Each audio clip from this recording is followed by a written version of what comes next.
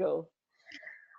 Good day, everybody. My name is Penny. I'm a co-founder of Meta Consciousness, EFT, Matrix Reimprinting trainer, and I am so excited today to bring one of my favorite people who came on I think it was one of my very first Meta workshops, and I've watched her expand in consciousness and grow, and she does amazing, absolutely fantastic work with her clients. And her niche, her speciality is assisting men to step into their sacred masculine. So this is Laura Walker. Hi, Laura. Thank you for joining me today. Thank you for having me. Now, just remind everybody the name of your company. It's dilaom.net. dilaom.net. Lovely. And I love the fact that as a very feminine woman that you're working with men. And what brought you into actually working with men, darling? I think now is a time of a major shift for humanity, if you like.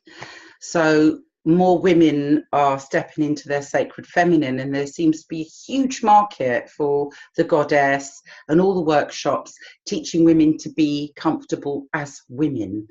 And what I realized, again, there seemed to be this huge gap where, again, we're talking about stepping into sacred feminine, but the masculine is yin yang.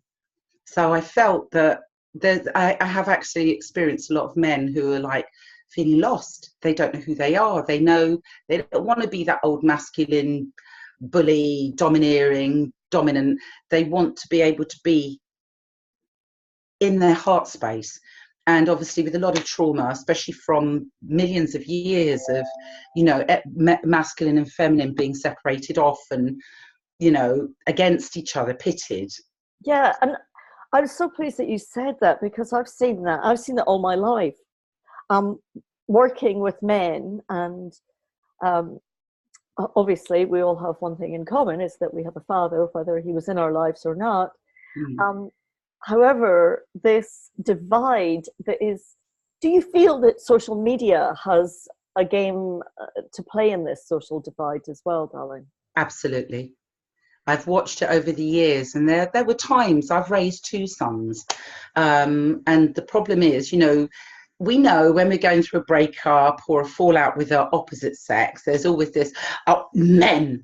Yeah. And I'd have to quietly say to my friends, I've got two sons in the house, and I don't want them growing up feeling at a disadvantage already just because they're male. Yeah. I said, they're beautiful beings. They're quite capable of being beautiful men, but they're going to have this limiting belief about themselves just purely because women and others are constantly denigrating the masculine. And so, I don't know about you, darling, but I've seen a lot of my male friends have been affected very deeply about the Me Too movement. And while I think the Me Too movement, which wasn't just started in the last few years, it was started over a decade ago, and not a lot of people realize that. That is amazing that women are stepping into their power, but where does that leave men? Yeah. But this is the problem. I mean, women are forced into the workplace. Not all women want to be. It's just the way of things now. A lot of women earn more than their men. Men are happily being the parent and stay-at-home dads, but society is making them feel like lepers, like there's something wrong with them. And then, simple things like just being able to cuddle your child. There's this question mark. Oh, he's got her on his lap. Well, she's 4-year-old, 8-year-old, that's his daughter. Yeah. He loves her. He's not doing anything other than what a normal parent would do. So there's a lot of trauma going on with men because they're afraid to step into the role of fatherhood, because if they do, then they're put in a light that's horrible. But if they don't do it, they pull their trousers up and walk away. And, so there's so much going on to make a man. I travel, and I've discovered, even like in Germany, the men are absolutely majority. I'm generalizing because I've experienced it everywhere, from walking along the river, restaurants, clubs, bars. They're so gentle and so pro-woman. Mm-hmm. But what I'm realizing is they're not able to express their manliness. Yeah. So, and it's constant throat chakra, everything sacral. So it affects sexuality as well. And it means that the women are then going into this dominant role of shouting at the men, and not all women, obviously, but it means that they're pushed down as beings, not just as men. And it's a terrible thing for children to watch. I'm seeing a bigger rise in my clients with erectile dysfunction, prostate cancer. And we know that from a meta point of view, this is all about the men not feeling disempowered in their masculinity. And where do they go? I had this great conversation, Laura, with some friends, and some of my male friends said, well, we're damned if we do and we're damned if we don't. So we don't know whether to open a door or not. We don't know whether to pay or not. And looking at the forums that I'm in, they are damned by the feminine power. And we all have masculine and feminine energy in us. Yeah. And I know speaking from experience and my own stuff, that I've led a very masculine life, which has not really helped in my relationships sometimes, because unwittingly and unknowingly at the time, I disempowered some of my beautiful partners. And so, darling, can you give us an overall how you work? Because you do so many modalities. This woman, guys, knows so many things. So can you give us an overall what modalities that you bring in? And loosely, obviously, you work individually on a one-to-one basis, but what's going on with the men that you're seeing? I'm seeing a lot of ancestral. So there's input. A lot of them mostly have got mother issues. And again, their ancestral lineage is, obviously, we know that each generation brings in, whether it's illness or emotional or physical, it brings something into that child in the womb. Yeah. So they're carrying this heavy burden of the old paradigm, dominant patriarch, matriarch. And so they're coming in, behaving in certain ways that are traumatizing them because their heart space is not allowing them to do that. So it's like almost like having two personalities. And so they're finding that they're carrying past life, they're carrying ancestral. So I do a lot of work clearing that first, and we do belief game, which brings them to an understanding of all the different things that their limiting beliefs are there from childhood. So once they've listed that, they know now which things to work on. And from a meta consciousness state, it means also where they've got lower back problems, hip problems, anxiety, hair falling out. I mean, a majority of them have lost hair, and they're devastated because they're young. And they can't understand what's going on with them. So it's beautiful because it's like an awakening for them. Because not only are they understanding their mind-body connection and the environment and what's happened to them, they're also physically seeing that they're carrying prostate cancer or whatever it is that's come from an ancestral point of view. I mean, even I had somebody with a scar, a problem here since birth. We did some matrix reimprinting. We did neo-shamanic soul retrieval. He went into a past life in a battlefield, and that scar was healed by his other self that was in this battle, who was traumatized, and he came back out of it and the issue was gone. And I have to say that was the first time it happened for me too, because I was because I see things as all one timeline in different states of it, like a filing cabinet with different drop files. So the time thing is sort of, but he was in another time space, 1066 battle. And it cleared it. And he was as shocked as I was. We were both going, what happened there? It was a stronger word. Don't you love that? And I was like, it was your journey. I just came along for the ride, but it cleared. And also, because you work with the Rife machine, and Yes. do you want to give us a little bit of insight about the Rife and the vibrations? Well, frequencies, the way I see us, and scientists do too, it's very scientific. The Rife machine gives out certain frequencies depending on the body organ.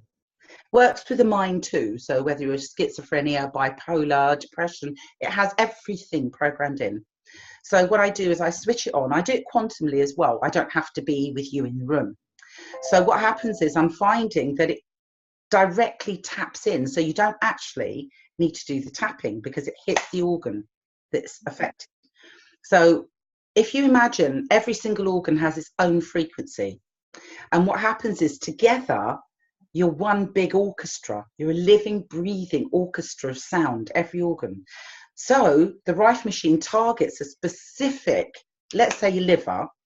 And while we're working, because I do insist on doing the matrix, I refuse. I do soul retrieval and all the work inside because I believe it's like putting a plaster on. The Rife machine's excellent. It hits that organ, either kills off anything that's really bad that's causing a problem, and then what it does is it tickles all the rest back and causes it to heal, and you get the same symptoms you would if you'd had an operation. So it's not something you go, oh well, what was that? Because for a couple of days, maybe a week, you've got migraine, healing peaks, you've got all sorts of things going on because your body's flushing what your body's clearing from the frequency correction. It corrects the frequency of the organ. If you don't have an issue with it, it doesn't affect it. So I could do it in a whole room of 100 people, and only those with the problem with that kidney are going to be affected. But it also does the bladder, any organs that are around it. So it's almost like picking a chakra and saying, right, everything in that space, this is what affects it. So it's the whole river in every part, and then it clears it and cleanses it and fixes it. So the person, sometimes they need more than one session, but I do use meta, and because we really do need to go to the original trauma. Yeah, and this is where meta is great, isn't it? Yeah. That our bodies are so intelligent, and for hundreds of years we have been told a myth that only the doctors can heal. In fact, in this country, we're not allowed to, in the UK, we're not allowed to say that there are cures or healings, and I'm not a healer personally. However, our body is has the innate intelligence. But this is the point. Every one of us, every single cell, every atom is highly intelligent. It knows exactly why it's there. It knows all the other cells around it. I mean, totally, even the energy fields. So everything is in union and it works together. And so the mind-body connection, anything that trips it out, it automatically, as we know from meta, tries to correct itself. It tries to protect itself. You know, like the body putting fat around the belly, because I keep looking at my belly and going, oh, you're fat. And it goes, oh, we're under attack. Bang, it goes in to deal with it. And then when I'm over the aspect, and then I look at myself one day and say, I've had 4 children, it's all right. And the body goes, okay, she's got over that now, let's fix it. You know, so the body never lies. Never. It's the biggest telltale teller ever. I know, isn't it? I love it. And I have my I don't know about you, but I like to bring a bit of humor in, and my clients see their own wisdom in themselves, and it's I'm just well, what I say is I lead them to the door, and it's up to them whether they want to go through it or not. But once they do that, isn't that just so refreshing? But you know, the reaction of clients after a session is they're full of beans. They instantly feel like a weight's been dropped. They literally say, I feel so much lighter. And you know, days later, I'll usually give them about a week, because I used to do it every 3-4 days, and then I discovered that sometimes, you know, they'd say, yeah, I'm fine. And then all of a sudden, a week later, they're like, oh my God, you know, I stood up to my kids and I said, I'm not having that. And it wasn't aggressive, but I said, no. Yeah. And I was like, you know, because it's magical seeing people retrieve, so, you know, those parts that are hurting. Yes. Because they're not damaged. They're hurting. There's aspects. And I don't know about you, but I am so over people saying, you need fixing. This is not therapy. This is not coaching. Nobody needs fixing. Nobody is broken. No, they Our just feel like they body, are. yeah, they feel like it. I mean, I know that feeling, but it is Yes. a feeling. It is a thought process, Mm. and it's time for us to go outside that new paradigm, as you said, Laura. And I love this, that you're actually guiding men, and you're a strong woman that's very feminine, that can stay and make these men feel safe. And I know that sounds almost a conflict, that um, when I was growing up, perhaps there was that, what was that nursery rhyme, the awful little girls are made of Yeah, sugar and spice and all spice. things nice, and boys are made of puppy dogs' tails, frogs, and whatever. Yeah, what the hell? Like, Who came up with that I one? like frogs. I used to like playing with them and newts and tadpoles. So what did that make me? A tomboy. Yeah, and we're so boxed in into society. Um, what I love as well about whenever I'm speaking to, and I have quite a few men clients, but only when when it's so bad that I'm almost the last stop. I'm And with you. I know that one. yeah, they've tried Yeah. everything else, and then they go and see the middle-aged woman with the cat in Chiswick. Um, but we need more You don't men. look it. So We need you're only as more. young as you feel. Well, my cat's near, so she's 7, so I'll feel her. However, these men need I feel, to have a spokesperson from the feminine side to say, you are good, you are masculine, it's Yeah. okay, it's And safe. we need you. Yeah, and we really, Do. Yes. there's a whole another webinar on that one.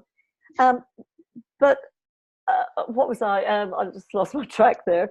It's about men stepping into, and I love what you said, that you allow them to step into their sacred masculine, because the whole world is in yin and yang, and No. if we're out of balance, Mm.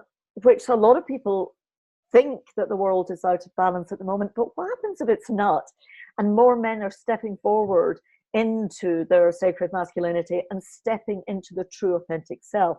Because we're not Exactly. trying to change their personality. I No. don't want to change people's personalities.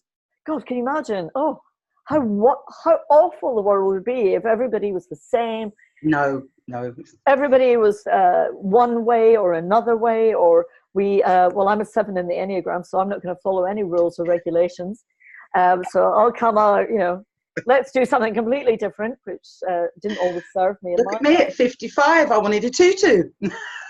Yeah, and you got a tutu, darling. Thank I you. haven't seen you in it yet. Well, but going back to we're not healers. Actually, we are. Every single one of us are self healers.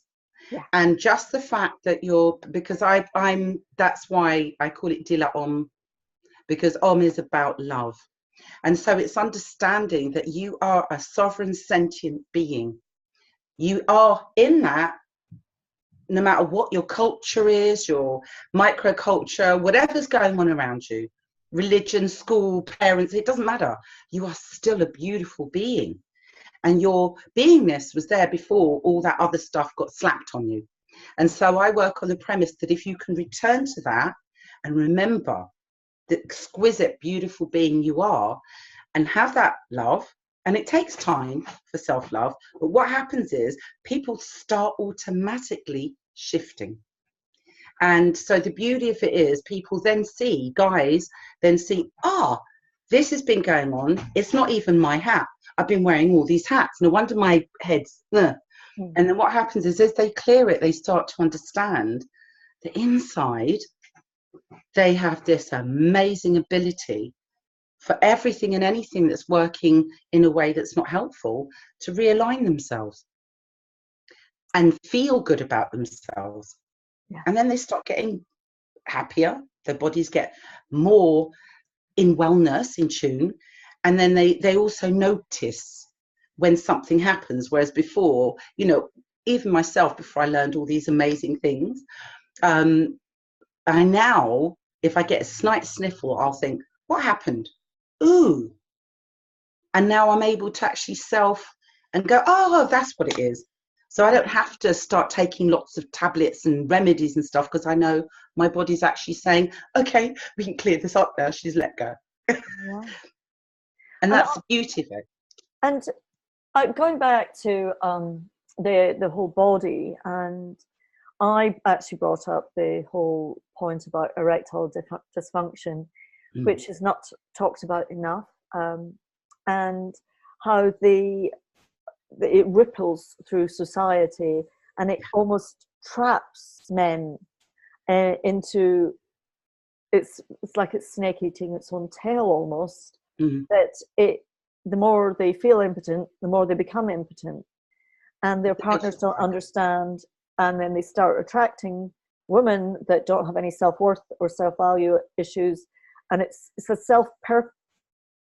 perpetuating. Yes. Thank you. I'm glad that you could say that. And by looking at what's going on and inviting, as you do, darling, men to feel men again. And there's nothing wrong with that. And I'm going to say this across the genders, because it's not about if we're feminine or we're masculine. This is an energy. This is a gender role. So if you're homosexual, if you're bisexual, it doesn't matter. If you're non-gender, it doesn't matter. Our bodies are speaking to us. Yeah. And it's a great way, isn't it, Laura, that it's time for us to actually get back into balance and be our true, authentic self, which we were never allowed. We were the most domesticated creatures on this planet, apart from my cat. And she's not anymore. Thank heaven. Yeah, because we're told what to do. We're told how to be. Well, we're human beings. And so, Laura, what's one word of advice you can give to men that may be listening, or a woman that is thinking about, oh, I've got a guy friend that could speak to Laura? What's your one best piece of advice? The best piece of advice I give people is, when you realize, especially in the environment and things that are happening in your life, and sometimes it can get really crazy, like the same thing, different person, same thing, different place, and it keeps happening, and you go for counseling, you go for all these things, and it just keeps happening, and you've got this pain and trauma inside. When you start looking around you, there's this thing that goes on. He said, she said, this happened. Look at the three fingers. They always come back. And my best advice is to look at the emotion before you get angry or depressed, that first initial, and where does it hit you? So one's for the emotion, one's for where it hit you in your body. Is it throat? Is it your heart? Is it your stomach? And then own it. And the reason I do this is because it's an understanding that it cannot be in your field unless you've got something going on inside. And so instead of attacking the mirror, the messenger, it doesn't matter what they've said and done, you can step away from them and think, woo! But when you decide to recognize what you're feeling in that instant of trauma, take on board where it hit you, acknowledge it, and own it, and say, okay, I've got a trauma here somewhere inside, and I need to take care of it and give it love and, you know, help it emerge and come out. And then once that happens, the mirror stops, you know, the same thing, different person, different place. And mostly the health issues, could have been lower backache, I can't stand this, or whatever it is, clears up. Now, it doesn't always happen with one session. It depends how many times, how your inner self wants to work with it. But if you can do that every time, You upset me. I felt an emotion. It hit me in this part of my body. Own it, because it wouldn't be out there unless it's already something that needs attention. Yeah, I love that, darling. And we haven't really talked about it because we're British, and British people didn't have emotions before, I think, 1930s. But emotions are natural, and it's almost as if we were. I know that I was personally, as a child, taught not to show emotions outside in public. You know, my mother was Mrs. Bouquet. God rest her soul now. But we, as a family, we had that stiff upper lip, and we were Scottish, and that's a very English saying. But we have emotions, and there's no negative emotions. This is another thing I'm hearing, Laura. I don't know about you. Oh, that's a negative emotion. There are no negative emotions. Yeah. It's when we get stuck in these emotions, as Laura said, and to acknowledge that sadness and grief, love, rage, anger. Oh, I know about anger, don't I, Laura? Yes. And then suddenly we start saying, oh, well, men shouldn't be like this, women should be like this, blah, blah, blah, should, would. It's exhausting. And I love that three little thing, Laura. But the guys are finding that easier, funny enough, because men tend to be more logical, more scientific. So I find talking about energy fields, auras, I have to physically show them. I have to put these things up for a lot of them. Not all. There's quite a few sacred masculines. But I find they don't want to hear it. They're like, woo-woo woman stuff. And I'm like, You know, they want the rife. They don't want to do the work initially. Yeah. And what I find is when you give them a practical, that happened to you. How did it make you feel? Where did it hit your body? Own it. Yeah. Don't put it in a box, because men are always forced to put it in a box. You can't feel that. You can't cry. You can't. Excuse me. The one problem with people now is we think we are human beings, and for some reason that label has taken us away from, we are also mammals, we're animals. Maslow's basic hierarchy of need. There's so much going on already that we, no matter how much education, how zen we get, our bodies are always going to be in that space, because that's how it's made up. Yeah. And so, you know, the guys are finding that easier to understand the mechanics, the scientific side of, oh yeah, I did react. And yeah, I did feel that in my stomach or in my legs. And so they're able to follow it and then start taking back some power. So they're not feeling like, you know, oh, they can't talk to their wife, or they're scared to have a conversation because they're going to be dragged into. And now I'm saying to them, look at it. Yeah. And it's time not to be angry with people.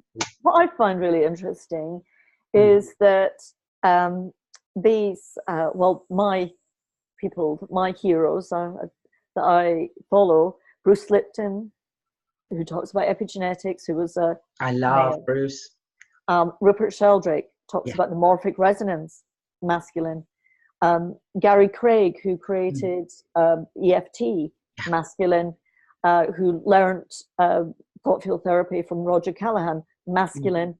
The Rife, Raymond Rife. All, you know, we can go on, and these are all masculine people that have brought forth. So I'd really invite men to have a chat with Laura and just have a chat. What have you got to lose, guys? I give 20 minutes free consultation the first time, so we can explore where things are all blocked up inside you, that you can just go, oh, we can relieve this now. Yeah, and start living your truth and stepping into being who you truly are. So thank you so much, Laura. You'll find Laura's website and how to reach her under this little video. It's been a pleasure. And we could talk. Thank you, Penny. And maybe we'll do more webinars, darling, or little chats about specific things, because I've talked to you for ages. So it's been a pleasure, darling. But you've been my guru too. Oh, gee, you are. So, you know, you actually guided me hugely in the last 5, 7 years, whatever. And I felt safer knowing, especially when we did your serious disease, Yeah. because I know that was the biggest turning point for me as a practitioner. Because up until then, it was like I was fine with everyday stuff, but all of a sudden, I thought, oh my God, I can work with serious disease. Yeah. I had such a different sort of, it was almost like the whole of me relaxed into, okay, I've got this. And Whereas prior to you that, I are. was terrified of ever, you know, anybody would say to me when they came in, oh, I've got cancer. Oh, can I give you Penny's number? You know, so it's Yeah. made a huge difference. And I thank you, especially Meta. I can't believe I worked without Meta. I know. How many people say God. that? Oh, we're waiting for that. We were looking for the missing puzzle. Yeah. And now we're even evolving Meta, because that's, for me, this is my belief, that we're here to evolve Yes. and to adapt. And sometimes in order to do that, we have to change something. Yeah. And the change is in our beliefs and how they're affecting our lives. So I was living my belief in a very stagnant way for a long time, and it wasn't serving me. All of us. But you know what's beautiful is the fact that the consciousness is actually expanding. It's growing, not expanding, but growing. Yeah, yeah. And we're all sort of getting to a certain point of understanding.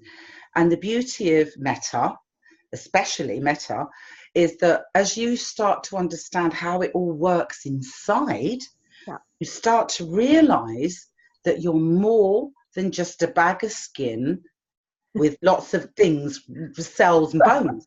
You start to realize there's a high intelligence inside of you that doesn't need you to do much more than be happy, follow your heart, do the things that make you feel good, because it makes every cell in your body go, yay, party time. Reminds me when we were kids, the numbskulls.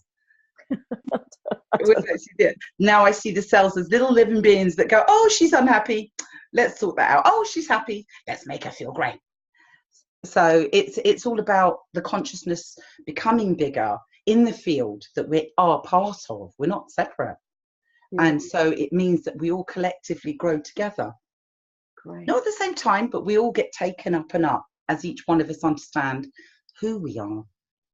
And it's a lot more than what we think we see in the mirror. Yeah. So I'm excited. I love my work. I love it. I can see that. And I love working with you, darling. So we will see you soon, Laura Walker, at Dial. Just say your name. .net. I should have practiced that. That's learning for me before coming on to have a chat with you. I'll speak to you. It's a song. You know I'm into my frequencies. Yeah. .net. You can sing it any way you like. Take care, Laura. I'll speak to you. Thank you. Blessings.